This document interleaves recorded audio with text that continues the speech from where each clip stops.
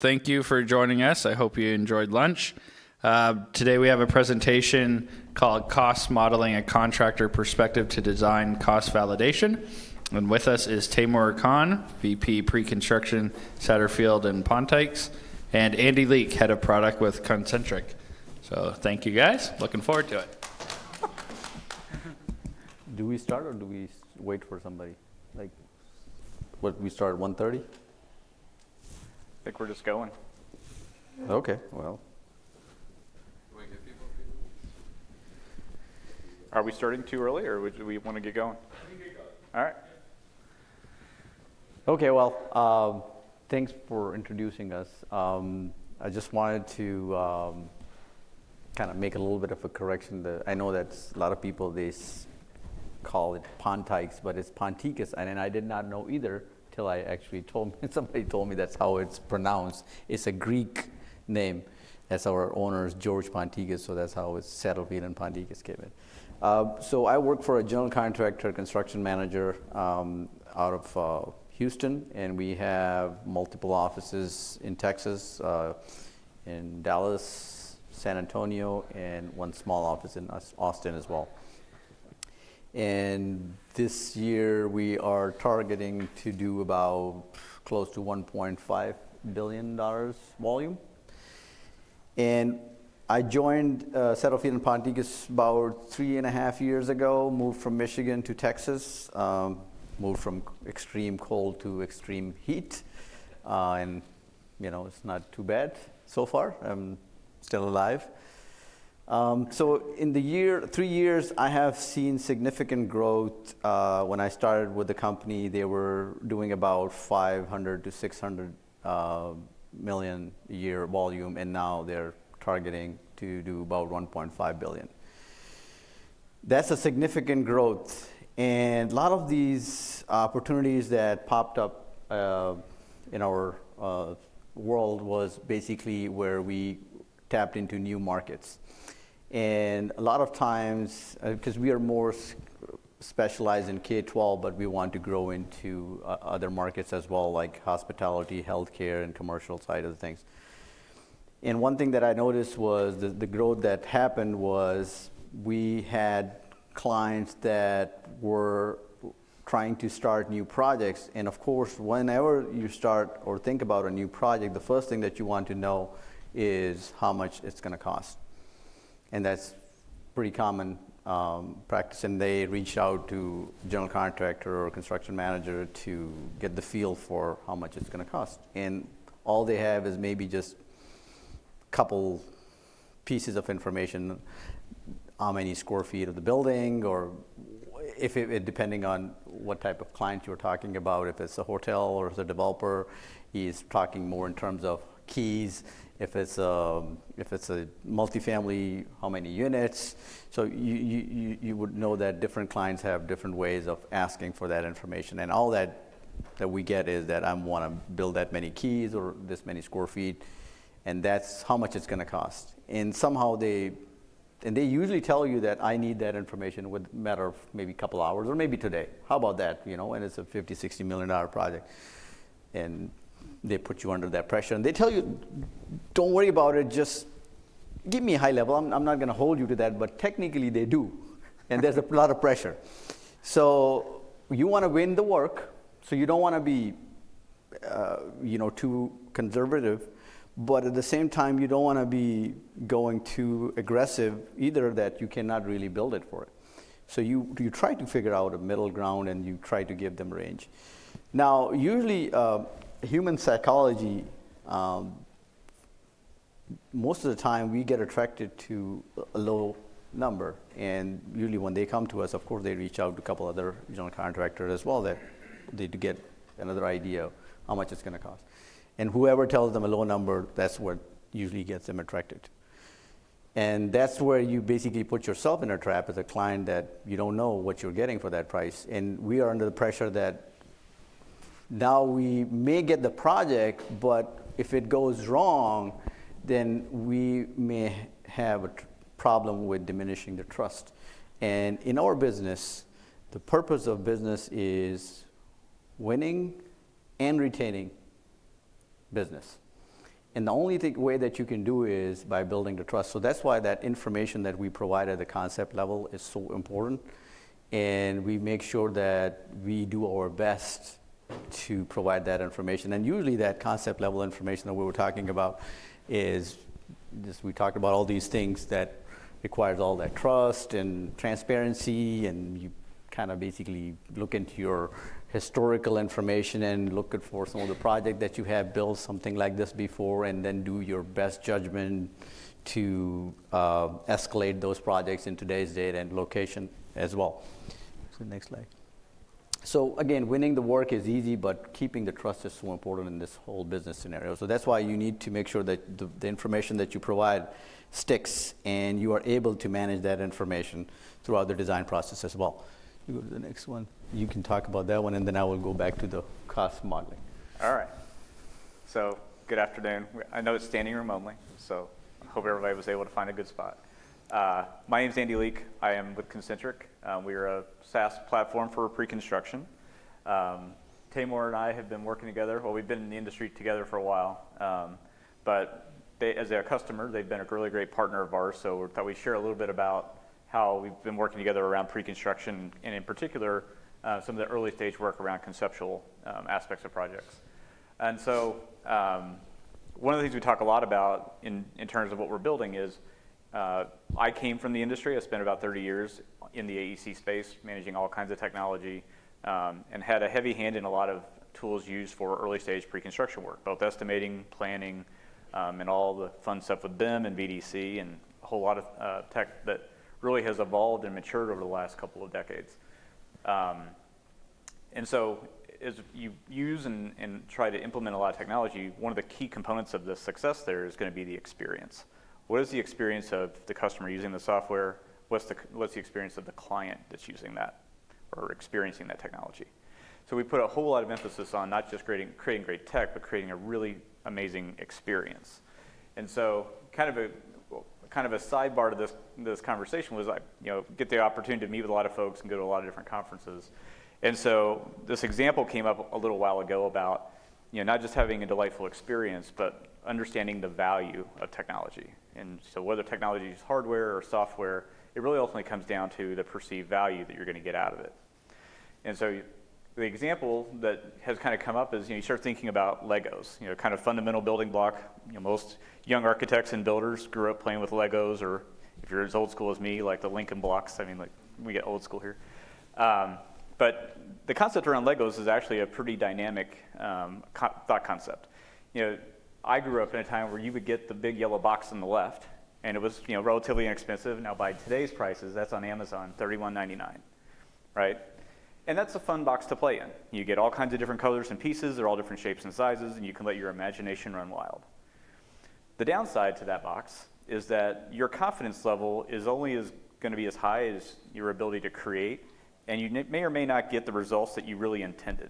You may have wanted to build the perfect little cabin or the perfect spaceship, but it doesn't have enough of the right colored parts and pieces to really make it look like your vision. And so you think about business certainty, that box is fun, but when you're in business, fun is really not the number one priority. The priority is business certainty. So then you think about something like this expert kit. Now it's significantly, it's 10x more expensive, right? But for $369 in this case, again, off of Amazon, so the price where I found it, that's a really complicated Lego kit. Like, that's a whole weekend for me, and probably a whole lot of coffee. But for $369, what do you get from that? The value that you have in a kit like that is it comes with instructions. The packets are you got prepackaged parts, so you know exactly which pieces go with which page. And when you finish that thing, you're going to get exactly what you had signed up for. So for $369, you're getting business certainty. That is kind of a way to enter into this land of conceptual estimating and thinking about early stage projects. There are no drawings. There are no models. There are no specs yet. You have a designer or a customer who's looking to build a hospital, a complex project, a high rise, it could be an airport. They know generally what they're looking for. They may have started some work, but the reality is there's still a whole lot of questions that have to be asked and answered to get there. So as professionals in our industry, The goal is to be able to create an experience for them that we can help them ideate, go through the iterative pre-construction process, and have this knowledge of certainty that as professionals we can deliver. And so that's a big part of what we're doing with Concentric, and what we've been working with Taimoor's team is how do we build business certainty and do it in a way that we can do it rapidly. So with that, I'll let you talk about the process so far. So it's funny, last week I was sitting with one of our clients, and we were working with them on a project where we built an epicenter for them in Houston area. And same developer is working, it's a P3 project, which is basically public-private partnership. And they tried to build something for the county, and state pay for some of the stuff, and then the developer pays for some stuff. So building a hotel and a convention center, and then a couple of parking garages. And while we were doing that, I put an estimate together, and we were reviewing with the client, and then the owner of that company, the developer, he calls, and it's like, we're trying to build another hotel and convention center and all that in another town next to Houston, in Beaumont. And I have to tell the county today, just give them a high-level idea. Can you just tell me some quick numbers? I said, okay, 250 keys hotel, it's all surface parking, we have a convention center, this. So, because I already generated the information on my current project, so I was pretty confident that, if I have created a detailed estimate for a 250 key hotel, and I'm trying to replicate that, it's going to be pretty much in the same range. And then there's a convention center. So I gave them a range, and he's like, yeah, all I need is just an idea. Don't worry about it. I said, okay. In the first set of documents that I see about a couple days ago, and it was an actual auditorium with a lot of those other seating. It was not a convention center, actually, and that is a completely different thing, which he told me it was a 32,000 square feet, while this one is 100,000 square feet. So I was like, we gave them the wrong information. We didn't give them the wrong information, but he was asking for something based on completely different than what they're trying to build. So this is where the challenge comes in when we do the conceptual estimating, and that's why we make sure that we understand those parameters.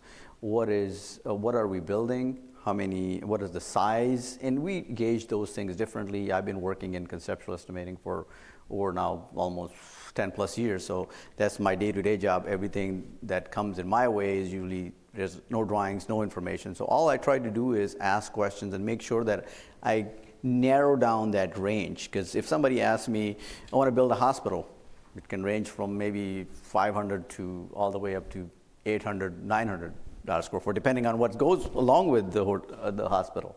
So make sure that we add all these, understand the parameters and those components really, and then basically get to the precise value of it. And usually when we do conceptual estimating in a quick turnaround, the quickest way to do that is rely on your historical information and how you utilize that information along with some benchmarking for the past projects. And this is a live action photo, by the way. I Yeah. caught Taimoor working. Yeah. That's his actual crystal ball. Yeah, that's exactly what they think, that we know exactly what we're doing, and we're going to just shake something and then going to come up with a number, and that will stick actually, and that will be the number. Right. They don't really think that what the designer is thinking and what everybody else is thinking, just that's the number. And this isn't new, right? Like this has been happening for decades. This is how it's done, is spreadsheets and having to find the different files and stuff that represented that last project that may not even be the right program at all. Yeah. Right. So typically, when we try to give that high level information, we add a lot of contingency to it. So it could be maybe somewhere between 20% to 30%, and sometimes even some people even put even more contingency. Now, that could kill the project. And a lot of these developers are trying to pencil this deal in a pro forma, so the cost has to really work. So you can't be too conservative about it, but again, you have to allow yourself a little bit of room or cushion so that if there's anything that your designer may do differently than the project that you're basing it on, you should be able to cover it. So that's why you have to have that understanding of systems and components we talked about. If you are comparing the data, are you comparing, does it have any parking garage, or it has surface parking? Are we including the site cost with the building, or the building going to be separate? If the building, maybe if the hospital case, you have a central utility plant, or is just basically all mechanical system is within the building? There's a medical office building, or is just purely hospital? It has operating room. Does it have any cancer center facility? So all those things you have to understand, and that's how you basically build that concept. And that's why all these things need to be there for you to gauge what can change the whole cost scenario.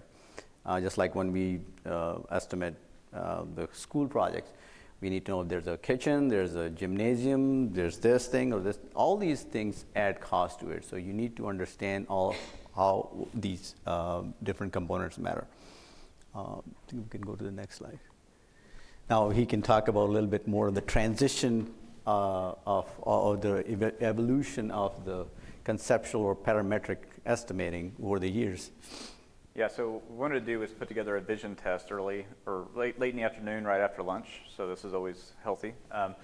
Just thinking about, as Taimoor's describing, what are the constraints you need to understand in a project? I mean, your guesstimate's only going to be as good as the information you have available. And, lacking drawings or even the context of where the site's at, you're kind of, like I said, guesstimating at that point. Yeah. But if you think about the tools in the industry, and, I think Atul talked a lot this morning about, the evolution of technology and where it's going and what things are going to really basically become table stakes. If you think through the history of what we've been using for conceptual estimating, it has started with a napkin sketch, that hasn't changed, may have evolved into a notebook and then ultimately to some sort of a spreadsheet. And for the last several decades, that's been status quo. I mean, it's still done today. I mean, I can tell you that this slide, I could have taken that picture today, and everything in that photo, you can still buy at Best Buy, I'm pretty sure. So, if you think about that evolution, even though the technology is out there, it's not equally distributed, let alone equally adopted. And so people will find their way to that way of getting it done. I mean, this industry knows how to get results when we need to, and we'll problem solve. So, just a quick evolution here, going all the way back into the 60s, I'm sure that they had fantastic muscle cars to drive to work, and then they figured out how to do conceptual estimating. But as technologies evolved, in the mid to late 90s, quantification became a really big focus, and several vendors started creating technology for that. And then, obviously, in late 90s, early 2000s, BIM came on the scene, and it started to become more standardized. But it really wasn't a pre-con tool yet. It was more a design coordination tool. And then as the 2010s started to come on the scene, this whole idea of integrations. And like Atul said this morning, if you say integration less than 200 times a day, you haven't done your job. So integrations has been a big part of how we're starting to get more value out of the investments in technology that we're making. And then here, most recently, AI. So AI is basically taking everything that these tools have been built on and just putting them into hyperspeed. And it's going to be up to us to wrangle that to some degree. I mean, AI can do a lot of things. It can hallucinate sometimes too, but that is going to go away. I mean, in time, it's going to get to the point where it's just going to be breathing again. And so, we're thinking about that in terms of how we're partnering with customers, how we're building technology that, it's careful to be on the bleeding edge or the leading edge. There is a little bit of a conscious effort to not be overly ambitious and try to do this in a really mature way. And so that's the approach we've taken, is how do we start taking some of these concepts that have been learned through parametric design, thinking about tools like Revit and so on, where you're using parametrics to drive the design. What if we're curating the information in a similar way to be able to do conceptual budgeting and ultimately planning for the project? And so the way that we've approached this at Concentric is really thinking through what are the key parameters around a project that we need to know to start putting together the approach. What's going to drive getting that conceptual budget that Taimoor's describing, that we can't be too conservative, but we can't be too lean either. We got to find that happy medium, but we ultimately have to help win the work. So thinking about, we have a lot of great data that's coming at us right? And data is fantastic, but if it's in the yellow Lego bin, it's not really helpful. So how do I organize it and curate it in a way that it's easily accessible, and you can very quickly and dynamically play with that information? So understanding, some of the basic things like Taimoor described. So the components: is this a healthcare project, or is it some sort of a lab project or something like that? It's going to have some major parts and pieces. And this isn't new concepts. I mean, people have been doing conceptual estimating and estimating for years. But just thinking about in that early conceptual stage when there are not necessarily drawings, there may not even be a site selected. It's just a matter of, we know we need to put this amount of program on the earth. How are we going to do that in a way that we can very quickly get to a number that they can go run performas and get financing? So what we focused in on is things like understanding not only the component types, but what are those key units? How many keys or how many beds? What's the time constraint? You can do anything with enough time and money. Do you want to build a hospital in 12 months or 36 months? A lot of those things are going to drive the way that you approach the design of the project and the delivery method and who you're going to work with, what partners are going to make sense. So a lot of that context is important as you're evolving these ideas. And so we take some of these high-level concepts and start to feed that into a platform with a lot of accessible information. So I always say context is king. Don't blame me for this, but I actually started my career as an architect. And one of the key things that they drove into our heads was you can't design anything until you have context of where you're building. So that site could be located in the northern part of the country or the southern. You could be near a water. You could be in a high wind area. Understanding context and where your views are, what is it you want to accomplish with that project was critical. That doesn't change in pre-construction. It's the same thing, just slightly different vantage point. I would like to add a couple points to that. So just like Andy mentioned, in order for you to use that data properly, you need to feed in the machine properly, and you need to have these buckets or bins organized before you start using that data. And that's where the information that you generate is very critical, the way you generate that information. So as we were transitioning from Excel to Destiny in more of a database software, estimating software, we made sure that in our database we have the organizations from standard organization of master format, unit format, bid packages, and then also we started creating standard systems or components in this regard, what Andy is talking about, that on-site, off-site, building, parking garage. If there's multiple components, you need to have them organized, and that's how you estimate them. So when you put that data in a system, when you're trying to extract now that information, you know exactly what bin that you need to take out that information, and you're really comparing apple to apples and not apple to oranges. And that's why the power of utilizing that information, you need to make sure that your foundation, the base, is really strong before you actually able to utilize that data. So, just thinking a little bit about the workflow, traditionally, again, going back, 10 or 20 years ago, or even if you go back to my photo of the old school estimating desk, the workflow has always been, okay, we got to figure out which projects represented that information, got to go dive in and find those files, figure out which estimate represented the best part or aspect of that job that I think is really relevant to the job we're working on now. Having to spend the time to go and find that information or find the person that worked on the job that knew about that is all time being spent on tasks that are not really bringing much value, right? So instead of having to go and find the people and recall that information and then bring it into some sort of an environment, which is typically a spreadsheet, where you're trying to now normalize that data. You built that parking structure or that hospital 5 years ago. What does it look like in today's dollars? And by the way, we're not building it in Dallas. Now we're going to build it in Phoenix, Arizona. And so we're going to be in Ty's territory. So those costs are going to be different. I could take that same hospital, plunk it down in San Francisco. I couldn't even afford the property, right? So they're just different things. And so understanding how you're curating those buckets, as Taimoor was saying, is really important to making that process quick. And you're going to get that owner that's going to call and say, hey, I just need a price and I need it quick. Just, am I in the range of 30 million or am I in the range of 80 million? I got to figure out what's going to make this deal go. And so by curating this information in buckets, like Taimoor was saying, we can very expeditiously go through this process, and then we can go through different scenarios very quickly. And so kind of what I'm showing on the screen here is, just some basic screenshots that are, identifying what are the major parts of the project. So from kind of left to right up here, you're seeing a handful of different hospitals, for example. They've all been normalized for time and location and for program. So if it's going to be a 100,000 square foot building or a 200,000 square foot building, that should not be 20 minutes or 2 hours in a spreadsheet trying to figure that out. This should be instantaneous. You're just tweaking a few factors of the project. So we can do that very rapidly and then create alternate scenarios for that. A big part of this is not just the numbers though. And this is where we always come back to the experience. Anybody can do this in Excel. They've been doing this for years. What makes it different in this case is you're also representing the projects. So each one of these projects is like a case study now. So you can dive into it, look at that hospital, look at that museum, and compare and show to the customer your breadth of experience, your depth of knowledge, the technical savviness of the platform kind of does what it does.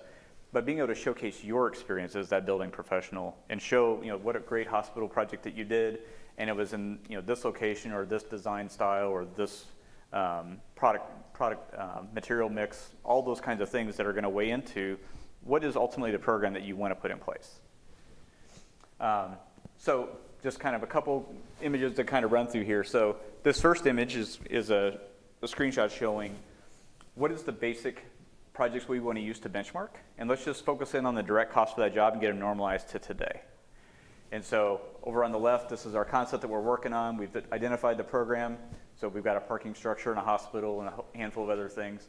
But knowing that there's probably 2 or 3 different sites being evaluated, you're going to have to take that into context, right? One site might be 10 acres, the next might be only 5 acres. That's going to affect the program of the building. It might be a 5-story building, might be a 3-story building. You may or may not even need a parking structure. And so when you get into this really advanced or really rapid ideation around putting together a conceptual budget, you need to be able to think through this very quickly. And I don't know, my experience was this could take hours, if not weeks, to accomplish. Yeah, and then you have to convince the client that if one project, and we got into the situation where we were working on a project and that did cost about a warehouse, a tilt-up warehouse, $65 a square foot. And it was a 400,000 square feet building. Now the developer side of the folks, they thought they just use the same math and they can build the same 100,000 square feet warehouse for $65 square feet cost per square foot. That's not true, because that's not really true relationship that you use that 65. Now it's going to cost higher cost per square foot. So those type of algorithms that run and intelligently adjust your cost is so important, because it's not apple to apple. If you are building a 400,000 square feet, cost per square foot going to be coming lower, but when you're reducing the square feet, then your cost per square foot go up. So a lot of time when people try to do that math, just direct, that can cause a problem. That's why the context is so important, Absolutely. So, the idea here is let's really quickly benchmark some projects that would inform some cost for one of the components of this job, but then thinking that there's multiple other components. So what you're kind of seeing on the screen here from left to right are there's multiple components in this job. These are all concept budgets that we've thrown together. But what we're enabling you to do very quickly is to create what I affectionately call Frankenstein estimates. So I want the arm off of this one and the leg off of that one and the head off of this one, and we're putting them together to see what happens if we do site option 1 with these components, or what if we do site option 2 with these components and configuration. So you can very rapidly go through these different scenarios and see, let's layer in some markups, fees, tariffs, owner costs, whatever they happen to be. Tariffs is like going to be a whole new line item, I think. But you're trying to build in, again, business certainty. What do I know going in without a whole lot of design information, without having to pester and waste the time of a lot of design professionals? This can help you get through that process very quickly and be able to reuse this as well. So this isn't like a once and done and you got to throw it away. You're going to rebuild this more than likely over and over again. I know that in my former life, if we were working on a hospital or parking structure, there were the same handful of projects we always went back to see, does this kind of make sense? I want to gut check this number. And even long into the design, like you're still going to go back and double check those numbers. So kind of a final step of this is, okay, let's take these handful of different Frankenstein estimates and let's just see where do they land. Which one makes sense for our project? What's the customer's budget? And which one of those do I want to promote into like that next stage?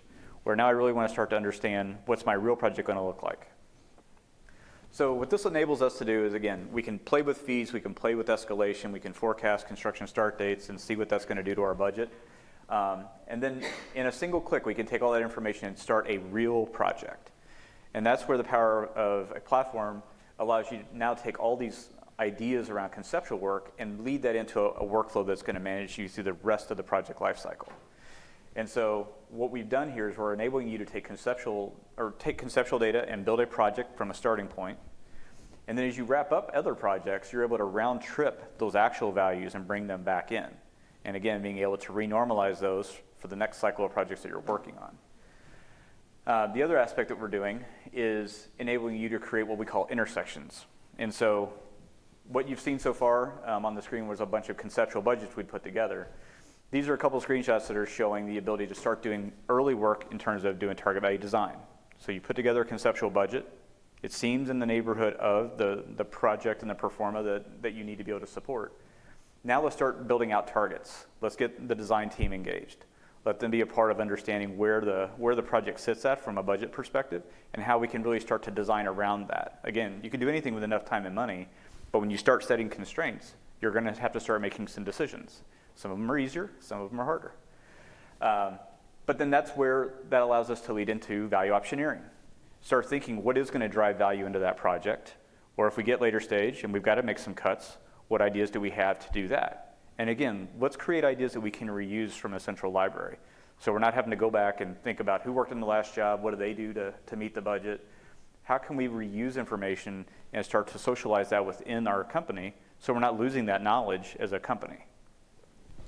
And so those are just a couple of examples of what, being able to take your data and really start to take what's typically been kind of wasted information. Like it's sitting in a file somewhere, right? But if we can basically bring it into today's dollars and reuse that, we're not exercising our subcontractor base who's already very busy. We're not wasting the time, that it takes to put together a conceptual budget. And then it's allowing us to propel into these later stages of the project and be able to present a path forward. So, within a matter of minutes, you can put together a conceptual budget. Within a matter of 20, 30 minutes, and you've been doing this, as you're going, you can put together a complete presentation like this and be able to explain a path to success to a customer that's going to drive business certainty in their mind and allow that project to start to move forward faster. Yeah. Strike that, reverse. And most of the clients feel more comfortable and trust your information when they have reference data as well. That's when you're showing them, this is what we have built, this is what the trend was for these components, and that's why we came to this conclusion, your project will cost somewhere in that range. And this is basically what it's based on. So when they see the data supporting what you're providing, they build that trust with you. Absolutely. So I think that was our last slide there. If you have anything to close on, I can talk about conceptual estimating all day long, but of course we don't want to talk about it too much. But one of the things that in pre-construction that I have learned is that if you want to excel in pre-construction and your company needs to excel in pre-construction, you always need to be proactive. You can't be just reactive, and that's why you need to have that data that help you create all these ideas and value engineering options and cost saving ideas always in your back pocket. So whenever the problem arises, you already have the solutions. And that's why the client will always like to work with you, because you are not really just reacting to the situation. You already prepared for it and have solutions. So I think that's our show. Time for questions? Yeah, maybe.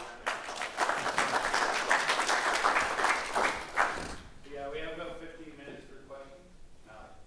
Sure, no worries. Wait for the there. Sorry, Alex. All right. Gentlemen, thank you for the presentation. I'll start with a cultural question, and it's probably mostly for the industry side of it.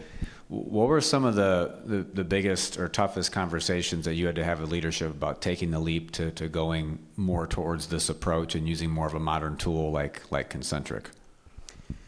It's a good question. So about 3.5 years ago when I joined my organization, in that year they lost 2 projects. And the reason was their final GMP came about 10, 15% or 20% over budget. And they didn't have a way to tell the story what went wrong. When you are in such a situation, usually being a contractor and construction manager, you are in a tough spot. Everybody's pointing fingers towards you that basically you are the one who gave the wrong information, you did not tell us, and you are not in a position to point the fingers back at the owner or the design team just because you want to do business with them. That's why you need a platform where you collaborate, you track all that communication, you are holding everybody accountable. There is a transparent way, and there's nobody is pointing fingers because everything is right there in front of you, so you don't have to do the bad. You don't have to be the bad guy. But what it does, it helps us keep everybody on track, and everybody's completely aware of what the project risks are, what are those different cost risks are. If we don't accept these things, this is what is going to happen. So you're trying to protect yourself, but at the same time you are helping your client, facilitating those decisions that they need to make early in that design phase before it becomes a problem. And that's not only you're not helping the client, but also helping the design team as well, because that can put a little bit bad name on them as well. So as a team, you're collaborating, and that's why the power of collaboration is so important. And then once we had the platform like this, we got a situation actually where in one of the meetings, we changed the structure. There was tonnage added to the steel structure, and the owner approved it. And it was almost a $500,000 add. And later on, when it came to the GMP, he said, I'm not going to pay for it. Well, he said, you made that decision. He said, show me. And we were able to basically show them that track of information that we got. Otherwise, that $500,000 could have been a problem for us. So, and that's where our company realized that there's a lot of power. And also, we are collecting the data every day, and we were transitioning from Excel. And if you try to do all those things with Excel, it's going to be a nightmare. So we make sure that whatever information that we are generating, we are able to utilize that information. And also everything that we have generated in the past, how can we quickly have that information at our fingertips and be able to utilize it very powerfully. And the way the industry is growing that direction is with the power of AI, it would be able to do all those different scenarios through with the power of data. But again, if you're not feeding the machine right, then you are just not going to be able to get the information right as well. So yeah, that was the reason that my company was very well convinced that this is the future. We need that collaborating. We were good with generating the information, but we were having problem with managing the information. Well, as the outcome, those two projects drove leadership to say we need to do something different. That is correct, yes. Because if we don't do that, then we're going to fall into the same trap. And whenever you're working in a negotiated world, the main thing is trust. And the only way you can build trust is you provide the right information, the right time.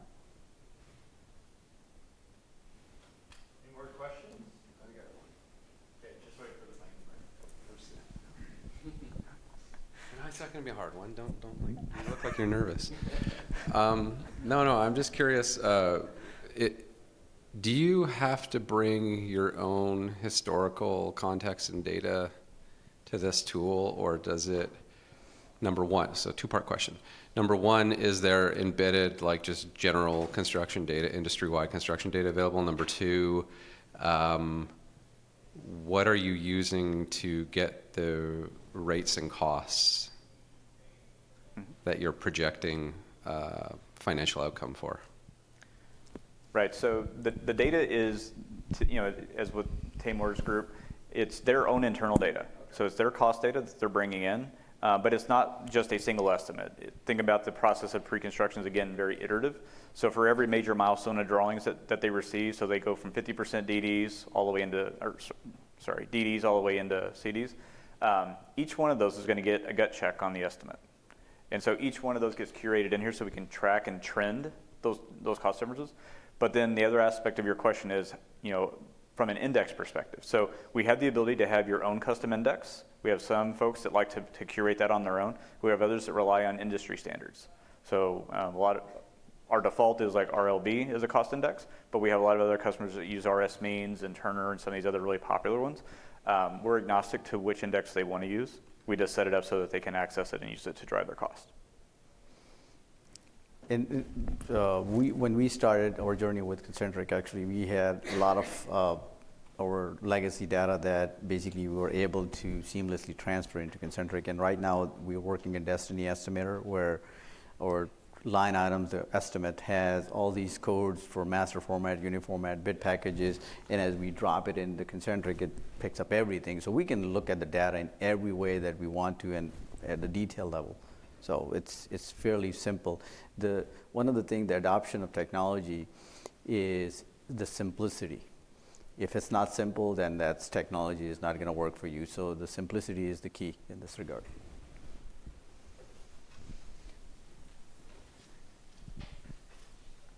Andy, when getting started and bringing historical data in for new groups, do you typically see that they start from that point moving forward, or is there some point in time that groups like to go back and grab past projects and use those as like as the benchmark to start from?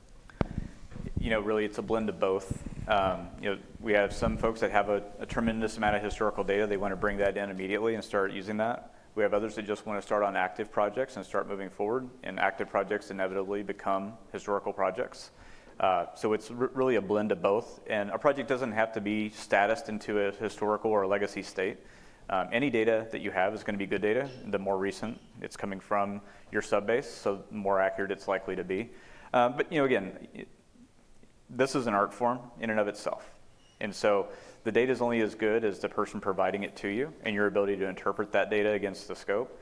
And this world is full of all kinds of fun evolution in terms of the things that the environment around us will throw at us. So it really comes down to what does that particular project deem important in terms of the reference or the benchmark data they're going to use. If they have that available, great. If they don't, then using tools like the conceptual budgeting tool or any great estimating tool, you can still bring in that data, fill in the gaps. Ultimately, you're going to have to tell that story. And so this is a way for us to do that in a way that it's not just about the cost. It's also about how you're going to plan the project, what are the goals for the job. But from a cost perspective, we definitely want to make sure that that's rooted in reality. And so, some of the projects that we've been currently working, we are organizing that information exactly the way we want it to be in Concentric. So from component standpoint, from all those other industry standards, master format, uniformat, or bid packages. So anything that we're doing currently, that is no problem. But some of these projects that we've been trying to import from Excel, which either is in master format, it's not in uniformat only, so it's just master format. So now we have identified maybe 10 important projects that we want to go back and start code it right in Excel, and that's a lot of manual work. But at least we need to, moving forward, you need to have a strategy. So that way, from now on, whatever you're doing is going right, and then you can go back and maybe pick up some of the important projects and then maybe condition the data the way you want to put it back in the historical benchmarking. So that limits us, because the only way you can compare those previous projects that we had in Excel only in the master format. You're not able to just look at it in a uniformat or the bid package or the components way that we are doing right now. But again, moving forward, we have that strategy that we will have all that clean data and exactly the way we want it. So. Time for one more question. All right, another round of applause for. Thank you.